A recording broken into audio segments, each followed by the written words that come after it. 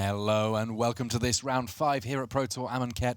I am Tim Willoughby, joined by Luis Scott Vargas, and we have a whole host of talent in our feature match area, just getting ready to kick things off. We've got Gerard Fabiano up against Robert Lombardi. We have Zen Takahashi of New Zealand up against Andre Strasky.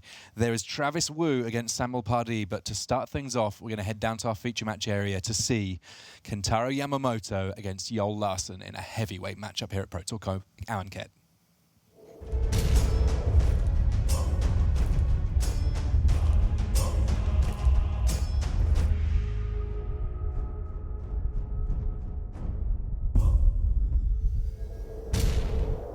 Hello and welcome to this round 5 here at Pro Tour Amonkhet. I'm Tim Willoughby, joined by Luis Scott Vargas, and we have representatives of two of the real powerhouse teams on the team series here at the Pro Tour.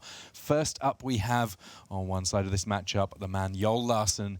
He's a Pro Tour winner, and on Team Channel Fireball Ice, he's on one of the big teams to reckon with, but he's got some stiff competition in terms of that team competition, because on the other side of things, Team Musashi, and in this case Kentaro Yamamoto, have just been putting up spectacular numbers since the inception of this team competition. We had 4 members of Team Musashi go 3-0 in the first draft, so that is a way to start the Pro Tour, all right. And we can see a couple of different options being picked up by these two different players. Team Aetherworks Marvel in the hands of Yamamoto on the right-hand side of our screen, but on the left, kind of a throwback to a previous age with a few new tools. Joel Larson is playing black-green Cryptolith Rite. Yeah, I like this deck a lot. Unsurprisingly, it's the kind of deck I enjoy playing. It's a creature-based combo deck, so it's got 4 copies of Cryptolith Rite, which makes it so all your creatures tap for a mana of any color. And then it's got Vizier of the Menagerie, which means you can play creatures off the top of your deck. You add that to sacrifice outlets like Bantu the Glorified and Yeheni Undying Partisan, Zulaport Cutthroat to drain your opponent whenever you sacrifice a creature, and then ways to generate more and more tokens like Blister Pod and Catacomb Sifter. So it's a deck that can flood the board with small creatures, drain the opponent out, and go off with cards like Duskwatch Recruiter. Okay. Unfortunately for Joel, playing against Aetherworks Marvel, Kentaro is playing a deck that is, an energy deck, trying to get up to 6 energy, spin Aetherworks Marvel, and summon Ulamog, the Ceaseless Hunger. That's going to be tough for a deck that is trying to grind the opponent out like the Cryptolith Rite deck is. In the early stages of the game, Joel Larson having a pretty solid start. The Cryptolith Rite already in play alongside a Walking Ballista. Censor did take down the Duskwatch Recruiter, but Bantu the Glorified is coming down for Joel Larson now, and that one of the new additions that offers a slightly different way of utilizing the sacrifice mechanic that black-green so loves.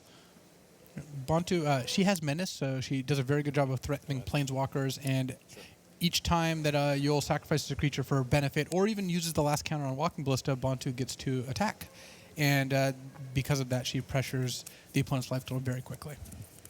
Loam Dryad also coming down there. Important for this black-green deck to get plenty of creatures in play, because the Cryptolith Rite, that's when it really gets us to start going in a big, big way. Let's see whether or not Yamamoto is able to put up something against this fairly busy early start from Larson.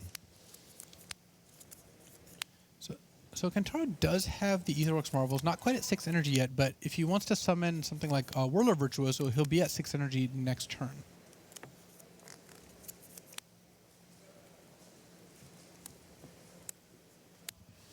Now, in terms of the Aetherworks Marvel deck that's being played here and what has come from Amonkhet for it, have there been major changes to the deck based on this latest set?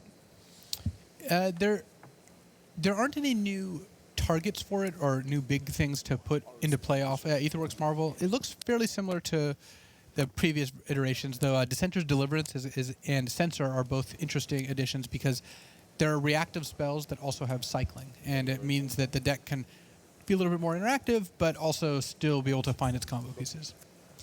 And there's the Whirler Virtuoso. We are at 6 energy now, so Aetherworks Marvel, a potent threat that can come down and cause all sorts of trouble. Interesting to note, though, that Joel Larson does have access to Manglehorn, and that a card that I have to think this is one of the matchups that he's playing it for. It is very effective here because it makes it so Aetherworks Marvel enters the battlefield tapped, and then that means follow-up Manglehorns can destroy them without ever the Marvel ever getting used.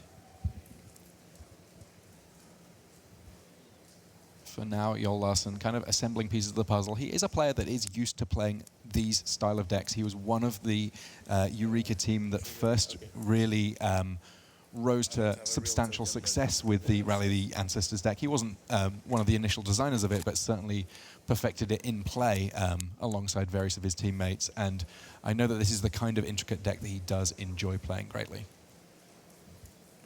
An Eldrazi Scion token there, temporarily represented by one of his teammates. And Joel here could have attacked with Bantu by sacrificing the Scion, but chose to wait a turn and basically not give up that resource in order to get in 4 points of damage.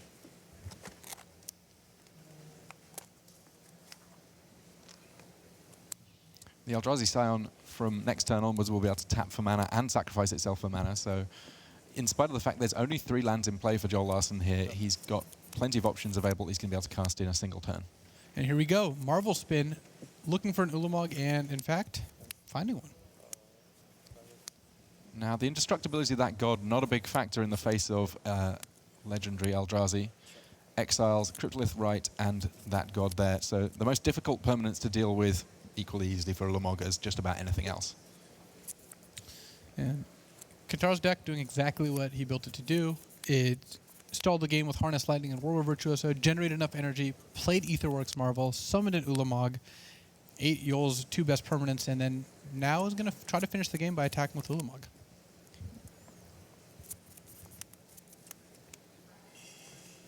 So Yol here, he needs to rebuild, but once an Ulamog is actually in play, how easy is it for this black-green deck to deal with?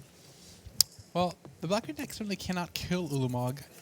The best that Yol can do is try to race, and that's just going to be very difficult because at this point, Kentaro's at 19, and Joel doesn't even have a board presence. So, and without a Cryptolith Rites, he's not even close to doing something like flipping Westvale Abbey and summoning Ormondal, which is a play we haven't seen made in a couple Pro Tours, but given the number of Westvale Abbeys in this one, we're going to see it at some point. Well, backup Cryptolith Rite is in play now for Joel Larson, so the fact that he's still stuck on just 3 lands, not quite so big a deal, but a lot of work for the Swedish player to do here if he's going to pull things back against 17th ranked player in the world, Kentaro Yamamoto.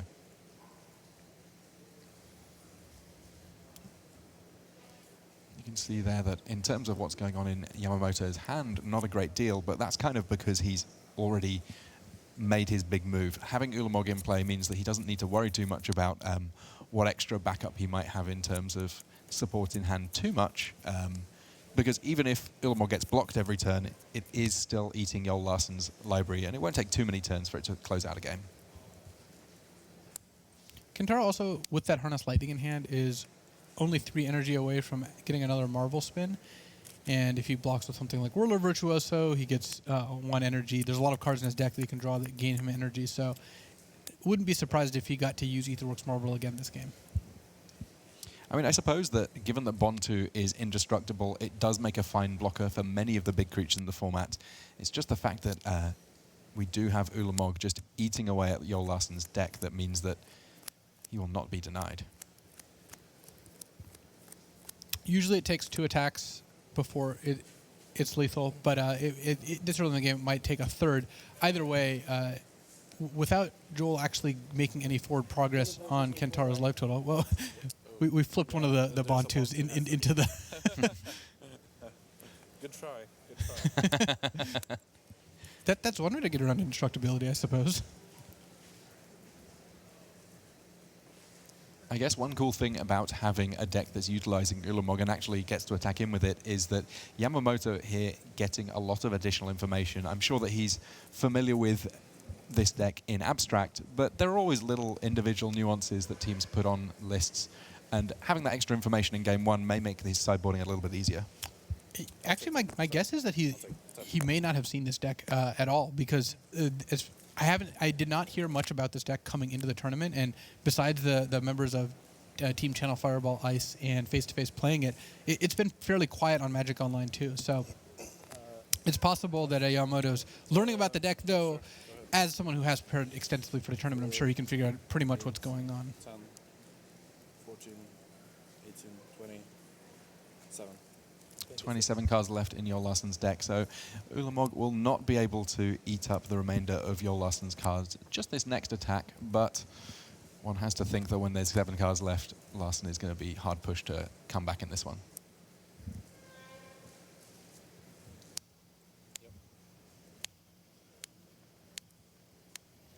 And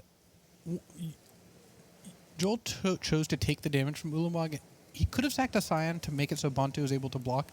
I think he wisely chose not to, because he can always do that next turn. His life total is less relevant than the number of cards in his deck, and he needs all the resources he can muster to try to sneak out a win with something like Westvale Abbey.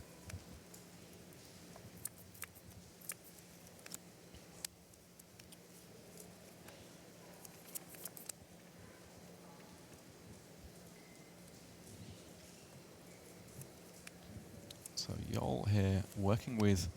He's got a Manglehorn in hand that we know about that he's had for a few turns, so he could go to blow up that Aetherworks Marvel. But right now, it's not the permanent on the board that he's really that worried about. Yeah, I think Ulamog devouring his library is more of a pressing concern. It's also, there's some amount of relevance to not showing Kentaro that you have Manglehorn, but given that the 20 cards got exiled, there's a good chance that Kentaro already knows about that.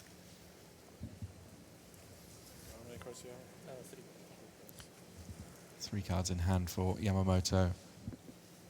We know that only one of those 3 is particularly relevant right this moment, but Yol almost needs for sort of none of them to be relevant, also for something strange to go on the board. Yeah, this is one of those games where you're playing because you might as well keep playing, but I don't think that Joel's particularly excited about his prospects of winning this game. I guess one interesting thing about the team series here is that each of these players will be looking to learn as much about their opponents so that they can help out their teammates with information about what they might expect from anyone on, respectively, Team Channel Fireball, Ice, and Team Musashi. Yeah, any information you gather is quite relevant. And so, Bantu may get glorified this turn. We'll see what Joel ends up doing. I'll take green, and I'll sacrifice this and scry one. Well, the Scry left a good card on top. We'll see how long it remains on top in the face of Ulamog there.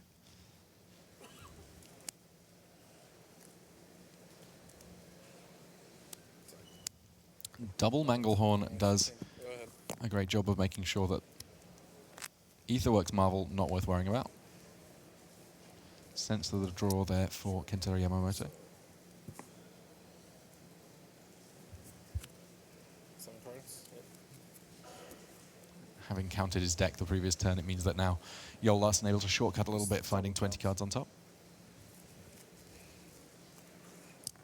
The whole menagerie is exiled there, the Vizier and everything. Scry one.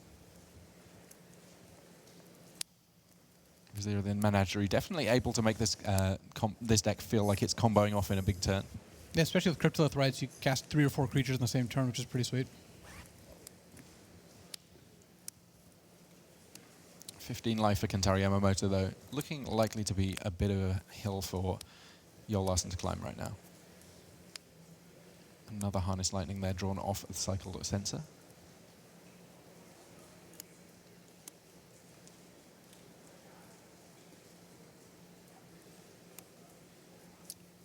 Oh, sure.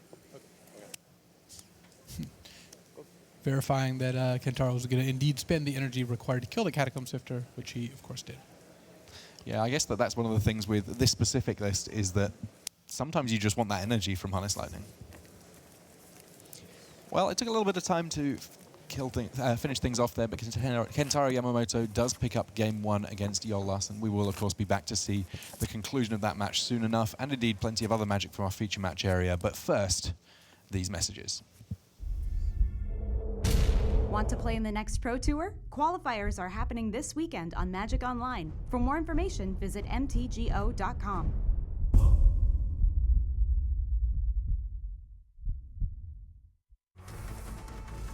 Up your game with Ultra Pro Magic the Gathering accessories. Find the best Magic art on card sleeves, deck boxes, playmats, and more. Visit ultrapro.com to learn more and find a retailer near you.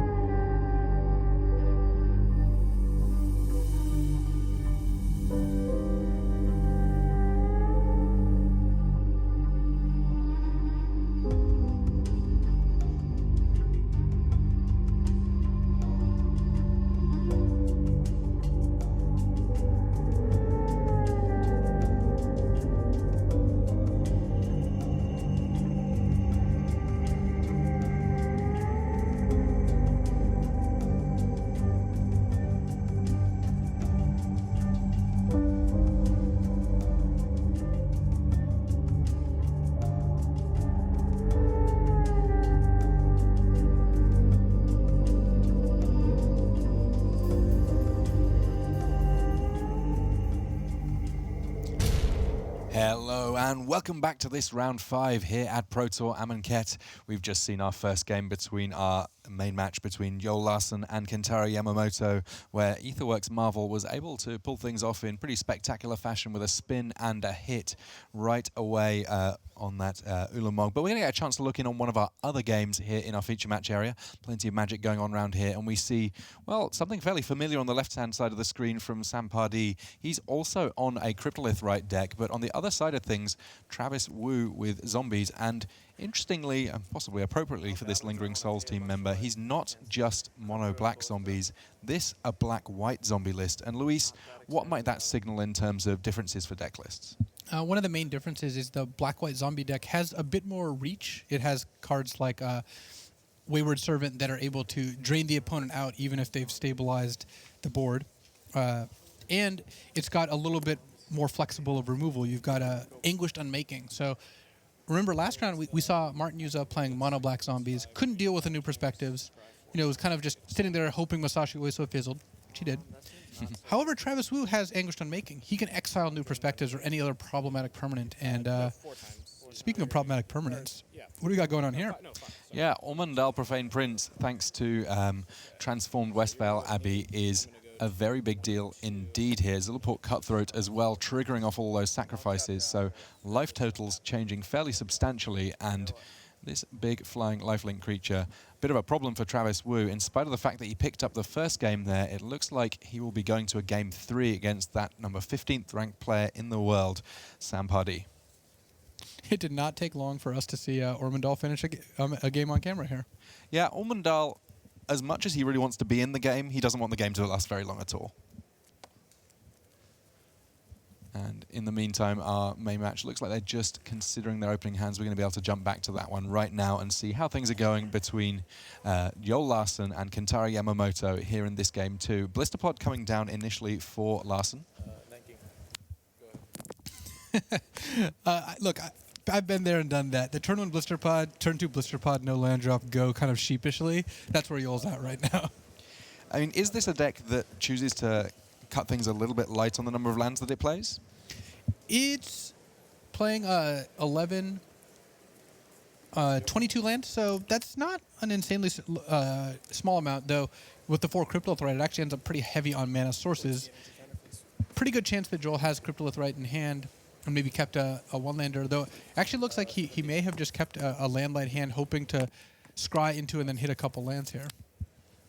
He did find a second land, but that land being Westvale Abbey means that he's currently a mono-green deck, though I suppose if you had to choose one color to be, green really the one that's going to help you the most, because once Cryptolith Rite's in play, all of your creatures tapping for any color of mana.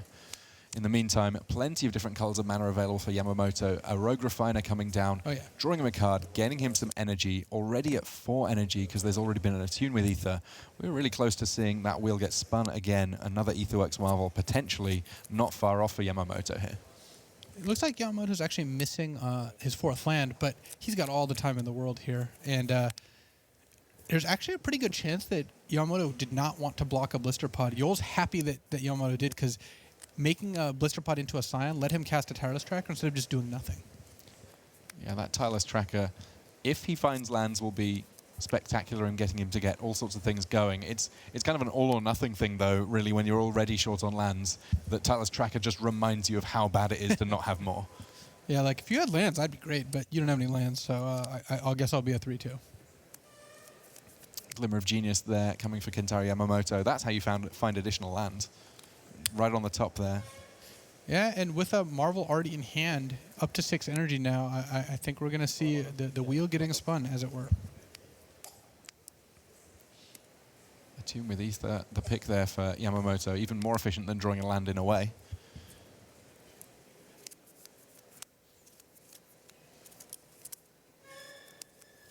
Every card Yamamoto has cast either replaces itself or puts him up a card. He's gotten 2 lands off Attunes, he's drawn a card off Rogue Refiner, and he's drawn 2 cards off Glimmer. I like what Yamamoto's up to right now, I got to admit. Yeah, the explosiveness of Yoel Larson's deck not quite coming to the fore in this particular game. Though we have briefly seen Sardi proving that there is definitely power in this black-green strategy.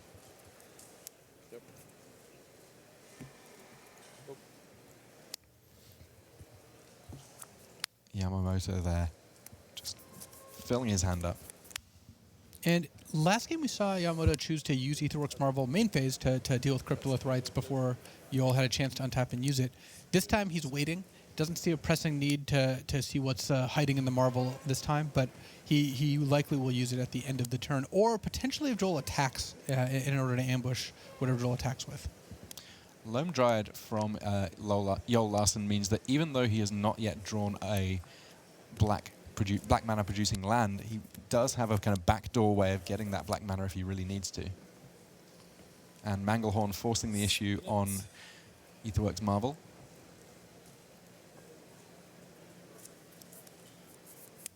Yep. Sometimes you just run good, right? Sometimes, you go down to the Marvel factory, you crank on the machine, and Ulamog just jumps right out. And that's happened both games for Kentaro Yamamoto here. He's only playing 3 Ulamogs. He actually doesn't even have the 4th, so he's just spiked Ulamog twice. Joel's on Westvale Abbey for lands, and Ulamog's going to start devouring cards in Joel's library soon enough here. Now, if you're building an Aetherworks Marvel deck, how carefully do you need to look for win condition? I mean, clearly Radiant Flames to clear all but that Westvale Abbey enough to end that game very, very briskly for Yamamoto. The match slip getting signed there as the Musashi Pro going to 5-0. We're going to get a chance to jump across and see some more Magic soon enough. But if you are building an Aetherworks Marvel deck, how many of your kind of big payoff cards do you really need to have your Aetherworks Marvel fire? It looks like Yamamoto's pushed things just a touch. There's not a strict number. Yamamoto's got 3 Ulamogs and a Torrential Gearhulk as big hits, so it's only 4. That's not a lot. On the other hand, some previous versions of the deck played 7 or 8. It depends on not only your risk tolerance, but also what you expect the deck to do when you do miss on Marvel. And in this case, these Marvel decks are built so they play out very well even if Marvel doesn't happen, and even if you miss on Marvel. Just 4 copies of Glimmer of Genius let you get another shot at everything. You've got a lot of removal spells like Harness Lightning. I think Yamamoto's like a mid-range deck that's got 3 Ulamog, 4 Marvel, and is going to end up pretty happy even when he doesn't hit Ulamog. Well, we're going to get a chance to see a little bit more of this Cryptolith Rite deck in action. This time, Sam Pardee against Travis Wu. And this time round, Travis Wu, he's got Digraph Colossus in play, and that potentially means a whole horde of zombies coming down, as with each zombie that gets cast, an extra zombie coming into play tapped for Travis Wu. There we see him. On the other hand, Sam has the combo going. He has Vizier of the Menagerie and Cryptolith Rite. So at this point, we can expect to see Sam, as long as he doesn't hit too many lands in a row, just flood the board with creatures. It's going to be great. Yeah, if you like your boards wide, this is the game for you. And of course, we saw in the last round that there was a Westvale Abbey leading to that wide board suddenly turning into a very tall board. We'll find out whether or not the same thing is going to happen 2 games straight. You can play a 1/1 Ballista. Alright, I'll take it. You go to 16. Yeah. One of the things I love about watching Travis is he decides to narrate his plays a lot of the time. We kind of hear the end of it, like, well, if you play a 1/1 Walking Ballista, I guess that's bad, so I'll take it. And then Sam did play that 1/1 Walking Ballista right off the top. Note with Vizier of the Menagerie, you don't play with your top card revealed. It's not like Oracle Moldiah or Courser of Krufix. It's you can look at your top card, and your opponent does not know what's coming. Yeah, a few additional mind games there when you're playing face-to-face that you can kind of, whenever you want, just take a little peek, see how you feel about it.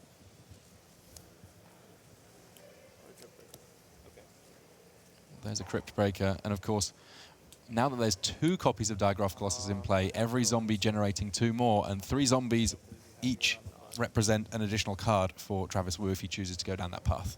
Oh, I love this. This is both decks going off. This is Travis getting, again, every zombie is 3 zombies thanks to the 2 Colossi, and the Crypt Breaker draws in more cards, whereas Sam is Cryptolith Rite, Vizier of the Menagerie. So both players are getting to do what their deck does, and we're going to see which one reigns supreme.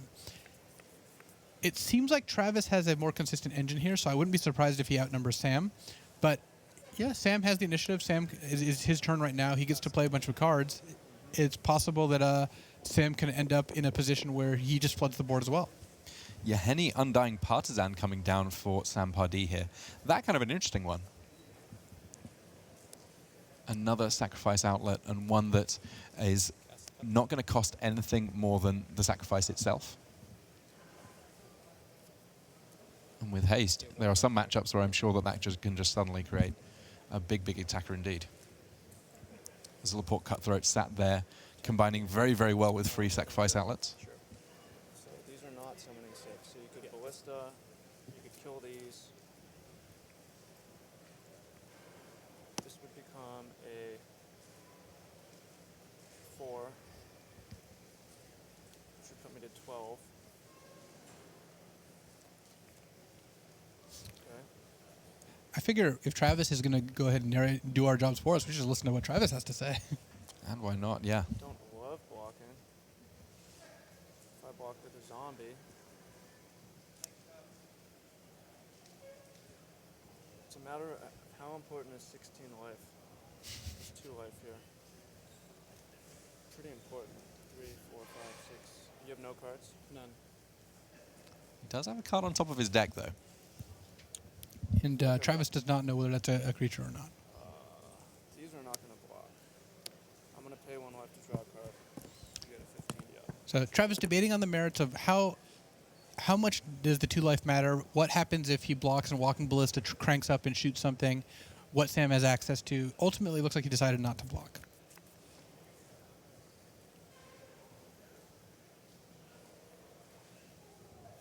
And another thing to note is that even if Sam has nothing on top of his library, Yep. oh, it looks like he did end up running the blocks. Shoot Crypt Breaker for 1. Get a counter here. Then your guy dies. I get another counter.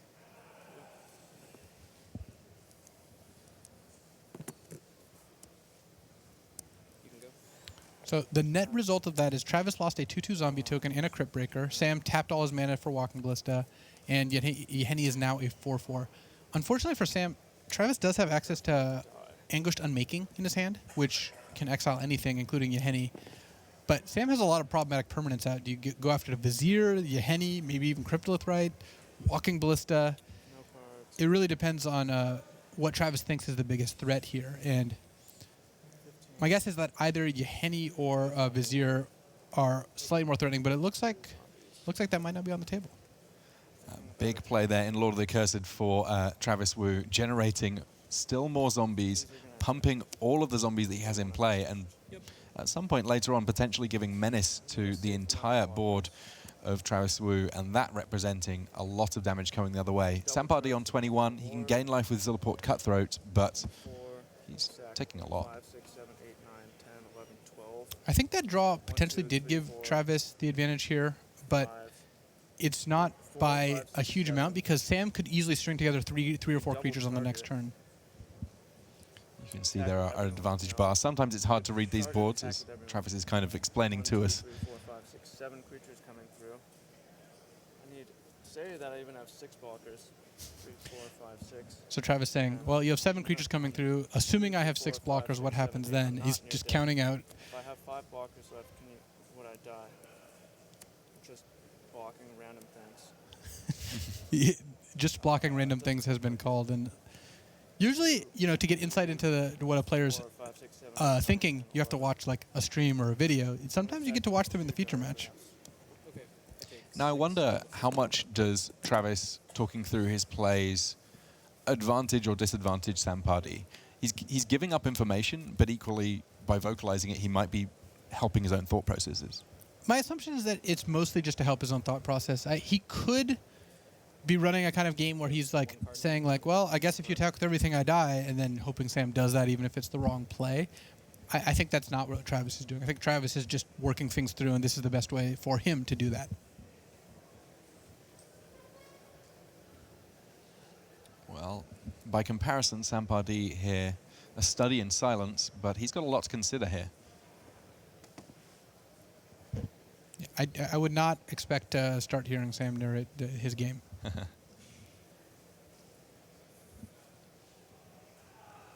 Looks like there may be another copy of Zilliport Cutthroat incoming.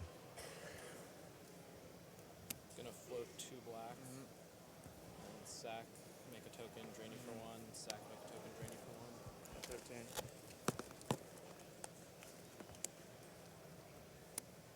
free sacrifice outlet there, proving very, very helpful. Ah, Westvale Abbey. Here comes Ormondal. And, well, that will slightly change the advantage. Float 3 mana from these things. Sack these 5 things. Drain you 5 times. Alright, you win. Ormondal, he shows up late to the party, but when he does, he makes sure that it's all happening. Sampardi, 2 games in a row against Travis Wu, able to take it down there with Ormondal as the finishing touch. And you can see our feature match area, things gradually closing out. Looks like Andrei Stratsky just signing his match slip as well. We are all complete now in our feature match area, and it's been an interesting contrast from last round, actually. A lot of Aetherworks Marvel that we've seen in the feature match area. Yeah, Aetherworks Marvel is a deck that I think is going to be well represented at this tournament, and we'll see how many Ulamogs come out of the Marvel this time. Yeah, also intrigued to see how Cryptolith Rite pans out as we go through. It's kind of a combo feel, it's got an aggro feel, it's got a lot of different angles that it's attacking. We've got plenty more rounds of standard though, so we'll get a chance to see how it shapes up in this Amonkhet standard soon enough. But for now, things are closing out from round 5, so we'll leave you with these messages.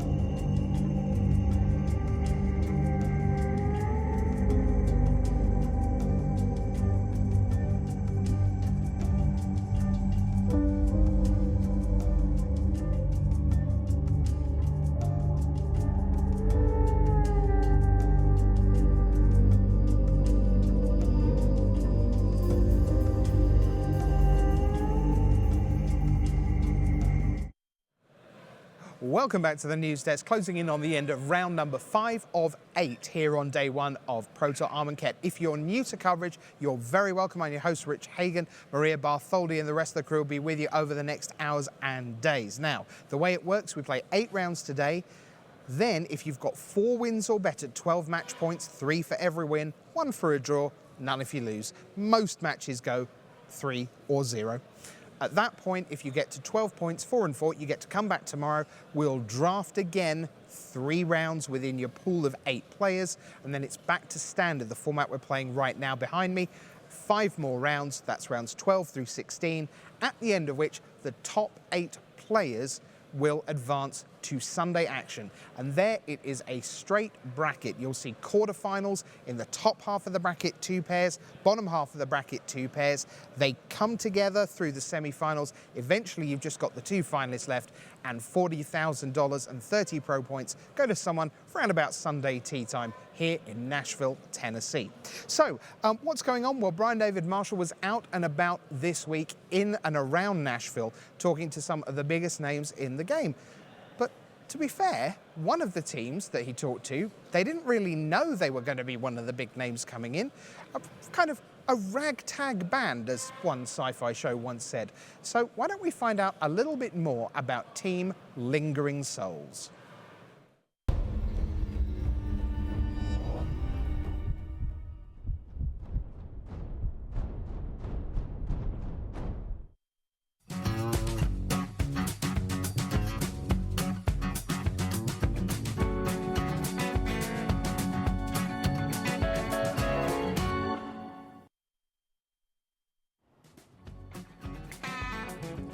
This is Brian David Marshall coming to you from the state capital of Tennessee in Nashville, and we are just a couple days away from Pro Tour Amonkhet and the second leg of the Pro Tour Team Series. One of the feel-good stories to come out of Pro Tour Aether Revolt was the success of Team Lingering Souls. This is a team that did not feature the same roster of gold and platinum all-stars that a lot of the other teams at the top of the standings, featured, but this team still managed to end the tournament in 5th place in the team standings. And really, when you look at the team that's right ahead of them, in 4th place, there's only one player coming back from that team. So maybe a virtual 4th place in the team standings. And a great job by them. And, we're going to go and talk to various members of the team, but, this is not a team of platinum and gold pros. So sometimes that means your profession is something other than Magic. And one of the players who's essential to that team is Shaheen Sarani. And you know what? He's not here yet. He's not going to get here until the eve of the tournament because he's got a full-time job. And so we're going to talk to him a little bit about how he balances that full-time job. Oh, he's calling right now. Hang on 1 second. Well, like you said, with the great introduction, we're kind of a group of, the people that kind of were straggled outside of the gold and platinum group. So we basically put out a Mayday on Twitter, and we were just like, what kind of silver pros are out there that have an invite or 2? And we compiled a group of people that had at least 2 invites, so all of us were qualified for the last Pro Tour and here at Amonkhet in Nashville. We're not picked for the top teams. It's like gym class where you're not the best player out there, or you're not in the position to be picked first. And Shaheen Sarani tweeted me back, or DM'd me, said, yo, me and Chris Fenel, we're in a similar situation. All right, we have 3. Donald, we started talking after Kaladesh. Yeah, we both had great finishes. So that brings us to 4. And I'm not really even sure how Andreas and Ashraf came into it. I just didn't think there was a shot for me to get on a team. But in the end, I just decided to post on social media. So I contact Travis Wu. I started talking to him, and then they announced the team series. Twitter bat signal, I guess you could call it. And the criteria was, are you qualified for at least 2 Pro Tours in the season? Wasn't that picky. I couldn't be, no one else could be, because we don't have the leverage. I couldn't bargain. I didn't have much to bargain. I had to, if there was a spot, I had to take it. Yeah. Yeah, actually, the only person I met on the team officially was Chris, who I teamed with before. We were grumpy old men at the Pro Tour before this. I mean, I first met some of the guys for the picture, the team photo. Yeah, I go up to Shaheen. I'm like, hi, I'm Donald. And then I go, and I was the one with the shirts at the time. So I'm like, hi, I'm Donald. Here's your shirt. And they would give me $15. So it was almost like a business transaction. Then we had to take the team pictures. So that was the first time we really were unified as a team. And then our boy Donald Smith spiked the top 8. And we went from being, out of the conversation. We were all testing individually. We weren't really working as a cohesive unit. And after he spiked that top 8, we're like, all right, hold the phone. We're in, 5th place, 4th place. It's time to test together, make sure we are on the same page. We actually sought out and got a sponsor. They're just like really fun, I guess. I know of like some of their history, so I know Travis Wu has a very good like brewing reputation. I know Shaheen has a control reputation. Chris has a draft reputation. Andreas Gans won with ad nauseum.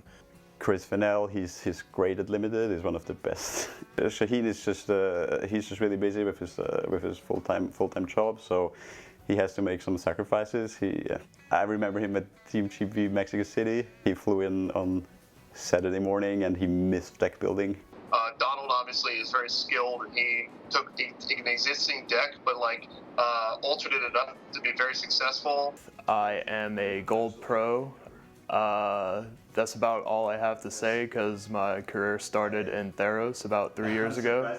It was the first time I picked up a Magic card, and basically my first Pro Tour in Milwaukee for Battle for Zendikar. I just chained them ever since and got a top 8, and here I am. Because all my friends just kept looking at me as they just noted dude, you can't stop smiling, and that's what it was. Yeah, it was crazy.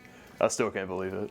And I felt much more invested in the event still because of my teammate doing so well, and I felt ecstatic when he top 8'd. Yeah, it was great. Yeah. So the team series, the thing about it is, everyone should be going to all the Pro Tours. We were a group of silver players who, let's take a shot in the dark. Let's make a team. It can't cost us anything. Maybe it can help us. I mean, we're not fooling ourselves. We're not as good as them. So we get more, we need more. It's almost like the East-West Bowl strategy. So I think as long as you get just enough minds, enough bodies together working with the same purpose, it ends up being roughly equal. And we had a great result at the first Pro Tour. We're in 5th, so it's entirely possible. Although the issue is we're not all necessarily invited to the next one. The name was awesome. It came from a Twitter, what should our name be for a bunch of lost, souls, pretty much. And Mike Seagrass is Lingering Souls.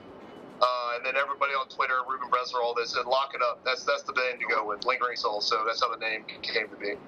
I felt like I was the last guy in. So I felt, I didn't know anyone besides Travis, so I had zero expectations, and I figured if something big happens, it'll be with one of them, and then I'll start, ramping up my preparation. But it kind of happened the other way around, where I was the big finish. So yeah, but I didn't have any other expectations. I thought they would carry me in a sense, but it's the other way around. I'm still not expecting anything, and it's just cool to be in this position where, hey, something might happen. It depends what happens in Nashville. I'm optimistic. I'm ready to. We'll see what happens.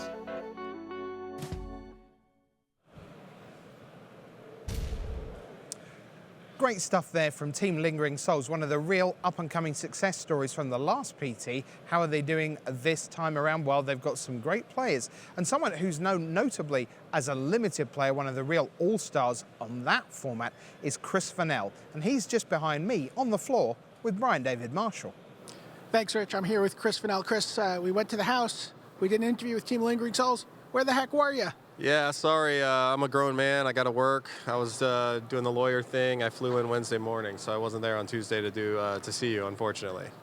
Yeah, I mean, and we would obviously go to great lengths to accommodate the interview, as you saw with Shaheen Sardi there. Of course, yeah, that's why you said you'd catch up to me here. I appreciate it. That's very nice of you. Thank you.